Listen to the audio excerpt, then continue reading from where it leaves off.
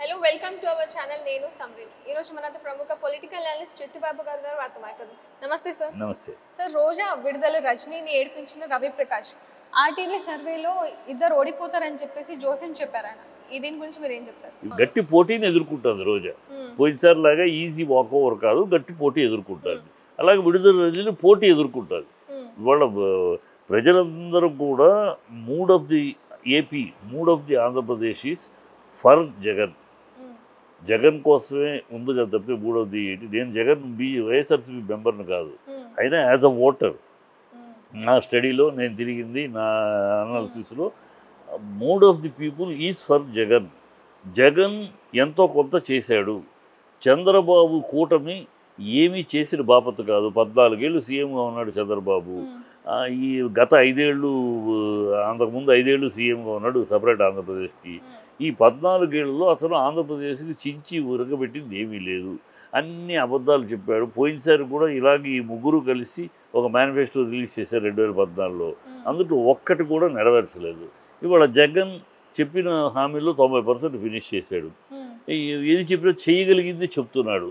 వీళ్ళు అభూత కల్పనలో నిన్నటిదాకా ఈ సంక్షేమ పథకాల వల్ల రాష్ట్రం శ్రీలంక అయిపోద్ది, వెనుజులా అయిపోద్ది అని పిచ్చి వాగుళ్ళని వాగి ఇవాళ అదే సంక్షేమ పథకాలు నేను ఇంకో 10 రూపాయలు ఎక్కువ వేసి ఇస్తానంటారు. ప్రజలు ప్రశ్నిస్తారు. అంటే వాళ్ళు ఇచ్చినప్పుడు ఇజ్రాయెల్ శ్రీలంక అయింది, మీరు ఇస్తే అమెరికా అవుద్దా, ఏం పిచ్చి వాగుల్లో బాగుతుందా అని అడుగుతున్నారు. అలాగే వాలంటీర్ని వ్యవస్థ వాళ్ళు గోరి సంచులు మోసేవాళ్ళు, అమ్మాయిల్ని ఇచ్చేస్తున్నారు, ఎక్స్పోర్ట్ చేస్తారు, ఇలా రకరకాల అసభ్యమైన అసహ్యంగా మాట్లాడారు. పాప వాళ్ళందరూ కూడా ఆడవాళ్ళు ఉన్నారు, ఆడపిల్లలు ఉన్నారు దాంట్లో వాలంటీర్స్లో. అందరినీ ఇలాంటి మాట చేసి అలా చేశారు. ఇప్పుడు మేము వాలంటీర్ రిజైన్ చేయొద్దు, వాలంటీర్కి మేము 10,000 ఇస్తాం, వాలంటీర్ అవసరం అని ఇప్పుడు మాట్లాడారు. సో ఇవన్నీ వాళ్ళు నిన్న ఒక మాట, ఇవాళ ఒక మాట, రేపు ఒక మాట తర్వాత ఆ ముగ్గురు కూడా ఒకళ్ళనొకళ్ళు తిట్టుకున్నవాళ్ళు. చంద్రబాబుని తిట్టకుండా బీజేపీ తిట్టింది, చంద్రబాబుని తిట్టకుండా జగన్ పవన్ తిట్టాడు. నా తల్లిని అవమానించారు, మీ అంతు చూస్తారు, సిగ్గుందా, శరముందా, డామ్ డూమ్ డకార్, మీ అంతు చూడకపోతే నా పేరు పవన్ కళ్యాణే కాదు, ఇలా మాట్లాడాడు. ఇదే చంద్రబాబుని, లోకేష్ని. ఇప్పుడు ఏం మారిందని తల్లిని అవమానిస్తే కూడా సహించలేని వాడివి, ఈ సహించలేని పౌరుషుడు. నిజమే, తల్లిని అవమానిస్తే ఎవరికైనా, నీకైనా నాకైనా తల్లిని అవమానిస్తే మర్చిపోలేదు జీవితంలో. మరి పవన్ కళ్యాణ్ ఎలా మర్చిపోయాడు? దేనికోసం మర్చిపోయాడు? తల్లిని అవమానిస్తే అంత పౌరుషం చచ్చిపోయింది, ఎలా చచ్చిపోయింది? ఇవన్నీ అడుగుతారు ప్రజలు. కాపులు అంటావు నువ్వు. ముద్రగడ పద్మనాభాన్ని కాపుల రిజర్వేషన్ కోసం, ముద్రగడ పద్మనాభం తన సొంతం కోసం స్ట్రైక్ చేయలే, అలజడి చేయలే. కాపుల రిజర్వేషన్ కోసం చంద్రబాబు మేనిఫెస్టోలో పెట్టాడు, అది నెరవేర్చమని ఉద్యమం చేశాడు. ఆ ఉద్యమం చేసి చంద్రబాబు అతని కుటుంబాన్ని తీసుకెళ్ళి జైలు, పోలీస్ స్టేషన్లో నుంచోబెట్టి ఆడవాళ్ళని కూడా అవమానించి అవాళ్ళని చేసి పాప ముద్రగడ పద్మనాభం ఫ్యామిలీతో సహా సూసైడ్ చేసుకున్నా అనే స్థాయికి వెళ్తే ఆ రోజు నీవు మాట్లాడలా. కాపు నాయకుడికి అంత ద్రోహం చేస్తూ ఉంటే మాట్లాడలా. నీ అన్నయ్య వచ్చి, చిరంజీవిను వచ్చి దాసరి గారితో ఇద్దరు కలిసి ప్రెస్ మీట్లో కూర్చుని, ప్రెస్ మీట్లో ఏమన్నాడు చిరంజీవి? కాపులకు ద్రోహం చేసి, కాపు నాయకుడికి ఎంత అన్యాయం చేసిన చంద్రబాబు, నువ్వు వెంటనే పదవికి రాజీనామా చేయాలి, నీ విజ్ఞతకు వదిలేస్తున్నాను ఆ రోజు మాట్లాడాడు. ఇవన్నీ ఎక్కడికి పోయినాయని ఇవాళ ఇవన్నీ మర్చిపోయి, అదే కాపు నాయకుడు దేవుళ్ళని నాయకుడు, కాపులకి దేవుళ్ళని నాయకుడు వంగవీటి రంగాన్ని చంపిన వ్యూహం పన్నింది చంద్రబాబు. సో కాపులకి ఇంతగా ద్రోహం చేసి, కాపులను ఇంతగా అడగదొక్కిన చంద్రబాబు ఇవాళ నీకు ఎట్లా ముఖ్యుడయ్యాడు? నువ్వు పైగా నేను కాపు నాయకుడు అంటావు. సో కాపులే ఇతను అసహించుకుంటున్నారు పవన్ కళ్యాణ్. నువ్వు కాపు ద్రోహివి, కాపులు తీసుకెళ్ళి నువ్వు చంద్రబాబు పక్కన అన్నీ మర్చిపోయి నువ్వు కూర్చోవచ్చు, మమ్మల్ని అందరూ చంద్రబాబు కాళ్ళ దగ్గర కూర్చోవడం మా వల్ల కాదు అని కాపులు వ్యతిరేకిస్తారు. చంద్రబాబుని అబద్ధాలు ఆడబోతే ఇది నోరు తెగిస్తే అబద్ధం. పురంధేశ్వరి అసలు నీతి లేని ఆ మహనీయుడు ఎక్కడున్నాడో, నందమూరి తారక రామారావు అంత మహనీయుడు కడుపున చెడబుట్టిన కూతురు. ఎందుకు అమ్మంటారు? చెడబుట్టిన కూతురు. ఆయనకి కన్న తండ్రికి ద్రోహం చేస్తే, కన్న తండ్రిని పదవీచ్యుతం చేసి, కన్న తండ్రి మీద చెప్పులు విసిరి ఇంత నానా హంగామా చేసే చంద్రబాబుని విమర్శించకుండా చంద్రబాబు పక్కన ఉంచుంది ఈవిడ. తండ్రికి ద్రోహం చేస్తే ఏ తల్లి అయినా, ఏ కొడుకైనా, ఏ కూతురైనా తండ్రి కమ్ వాట్ మే ఏమి పోవచ్చు కాక నా తండ్రి ఏం చెప్పి ఉంచుంటారు అంటే ఈ చెడబుట్టిన కూతురు వెళ్ళి చంద్రబాబు పక్కన ఉంచుంది. తమ్ముడు తనకు మొగుడికి ఏదో డిప్యూటీ చీఫ్ సీఎం ఇస్తారని వెళ్ళి పక్కన కూర్చుంది. అందరితో కింద రామారావు గారు చనిపోగానే కాంగ్రెస్ అంటే రామారావు గారు కాంగ్రెస్ని తూర్పారబట్టాడు. ఆయన రక్తం ధారపోసి చెమటోడ్చి ఎండనగా వనక తిరిగి కాంగ్రెస్ని భూస్థాపితం చేస్తారని శపథం చేసి భూస్థాపితం చేశాడు ఆయన. అలాంటి కాంగ్రెస్లోకి వెళ్ళింది ఆయన చనిపోగానే. వెళ్ళిపోయి కాంగ్రెస్లో చేరిపోయి మినిస్టర్ అయిపోయి కూర్చుని. సో అమ్మాయికి ఒక నీతి లేదు, ఏదో పదవి తప్పితే లేదు.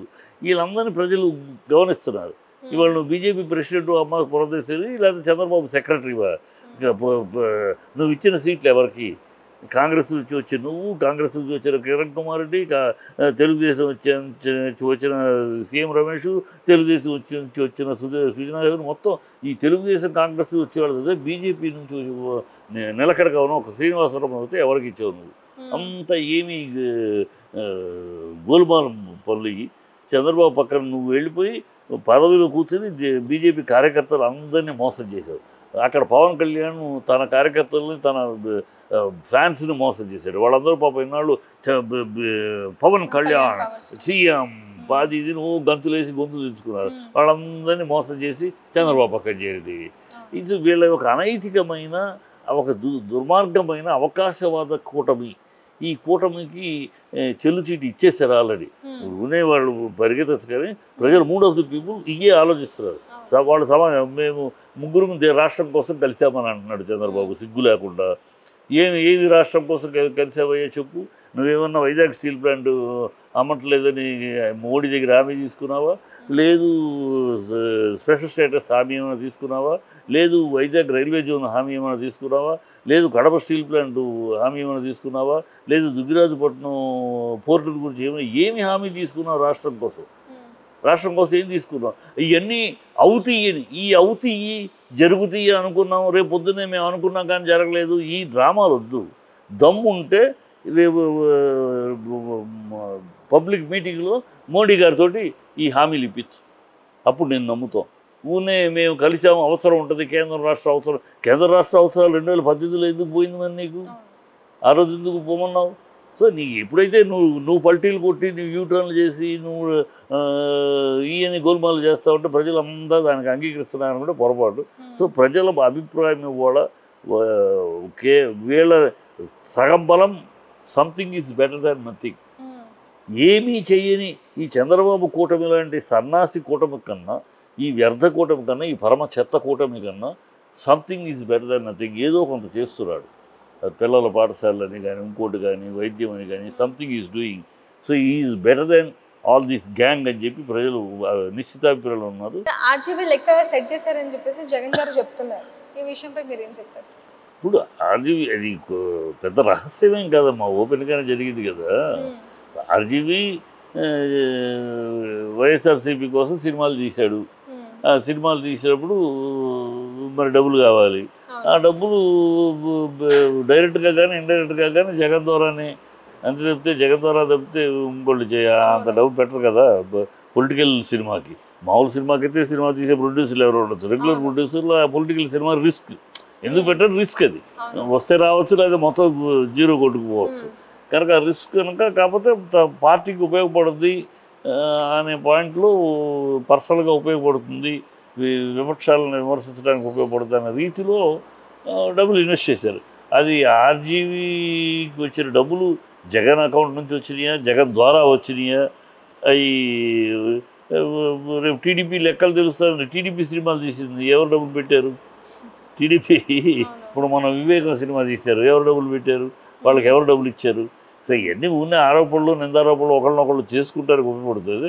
అందరూ చేసేది అందరూ అన్ని చోట్ల జరిగేది. రాజకీయంగా జరుగుతుంది. డబ్బులు ఇచ్చారంటే ఇచ్చారు. ఎట్లా ఇచ్చారు, ఏ అకౌంట్లో ఇచ్చారు, ఎవరు దానికి ట్యాక్స్ తప్పించుకోవడానికి, ప్రజల దృష్టి మళ్లించడానికి చేస్తారు. ప్రజాధనం అంటే ఏది ప్రజాధనం కాదు, ఏదైనా ప్రజాధనమే. ప్రజాధనం ఏది ప్రజాధనం కాదు. అదే విమర్శించుకోవటానికి తాత్కాలికంగా ఉపయోగపడుతుంది తప్పితే రేపు వీళ్ళు యాక్చువల్గా ప్రాక్టికల్ వచ్చారు. వాళ్ళు అడుగుతారు, వివేకం సినిమాకి డబ్బులు ఎవరు పెట్టారు, లక్ష్మీ ఎన్టీఆర్కి డబ్బులు ఎవరు పెట్టారు, కథానాయకుడు ఇంకో సినిమాలు తీసినా ఎవరు డబ్బులు పెట్టారు అన్నీ వస్తాయి కదా. దానికి తెలుగుదేశం పెట్టిందా, దీనికి వీళ్ళు పెడితే దానికి వాళ్ళు పెట్టారు, ఇవన్నీ వస్తాయి. దాంతో నువ్వు దొంగ నేను దొంగ, నువ్వు దొంగ నేను దొంగ గప్చిప్ సామారు కూడా ఇద్దరు దొంగ అంతే జరగబోయేది. అది ఊరినే నువ్వు కెలకటం వల్ల తద్వారా కాస్త మీడియాలో హడావిడి హల్చల్ తప్పితే దానికి ఒక విలువ ఉండదు, ఒక స్టాండింగ్ ఉండదు, గట్టి పట్టు ఉండదు. ఇప్పుడు నిందారోపణలు చేస్తున్న ఎవరు కూడా రేపు సమయం వచ్చినప్పుడు యాక్చువల్గా గోదాలోకి దిగరు, అలా జారుకుంటారు. ఇప్పుడు ప్రస్తుతానికి ఇప్పుడు ఎలక్షన్స్ జరుగుతుంది కనుక అది ఇది చేసి ఆహా జగన్ ప్రజల డబ్బు తీసుకెళ్ళి రామగోపాల్ ఇచ్చాడా అని అనుకుంటారు కదా. అందులో ఆ 10 మందిలో ఒకడైనా అమ్మనేమో ఇలాంటి వాడు ఓటు వేయకూడదు అనుకుంటారు. ఇది వాళ్ళ ఆశ, కోరిక. అంతే. అంతకుమించి దాంట్లో ఏం పెద్ద విలువ ఏంది, పెద్ద బలమైంది లేదు.